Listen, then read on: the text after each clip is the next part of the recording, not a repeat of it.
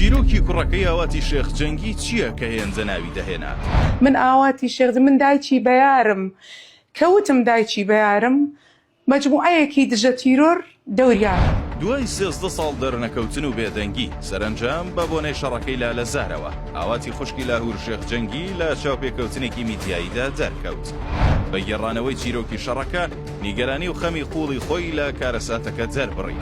بێجگەلەوەی هەر زوو بووە جێگای کاردانەوەی خەڵک بە باسکردن لە سووتانی جەرگی و دەستدانی کوڕەتاخانەکەی پرسیاری زۆری لای خەڵک دروست کرد کە ئایا ئەم کوڕەی ئاواتخان کێیە و چیرۆکی پشتەم ئازارە چییە؟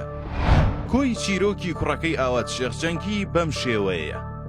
ڕێکەوتی 1 ساڵی 2012 بوو. کوڕەکەی ئاوات شێخ جەنگی بە ناوی بەیار سەروەر محەممەد ڕەشید تاڵەبانی لە خوێندنگە تایبەتەکەی دەرسی دەخوێند.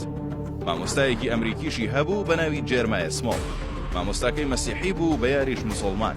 هاوپۆلەکانی وشایەت حاڵان دەگێڕنەوە کە بەیار و جێرمایە چەندین جار لەسەر ناکۆکی ئاینی وەتە دەمەقاڵەیان بە یاریش لێ قبوڵ نەکردبوو. ڕۆژێک لە پۆلەکەی دیسان لەگەڵ مامۆستاکەی دەبێتەوە بە مناقەشەیە.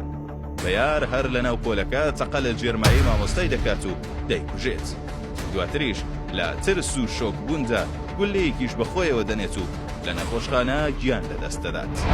ساڵی 2012 ئەم ڕووداوە خەڵکی سلێمانی هەرێم و ناوچەکەی شڵەژان چونکە ئەمە یەکەم جار بوو تابیەک مامۆستاکەی خۆی بکوژێت، ئەویش مامۆستایەکی بیانی و ئەمریکی.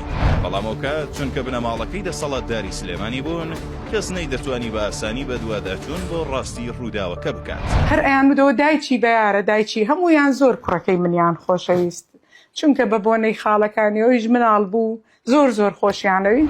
بەڵام دوای 13 ساڵ دیسان ئاوات شێخ جەنگی بە ناوهێنانی کوڕەکەی ئەو ڕووداوەی لای خەڵک زیندوو کردەوە و وروژاندی.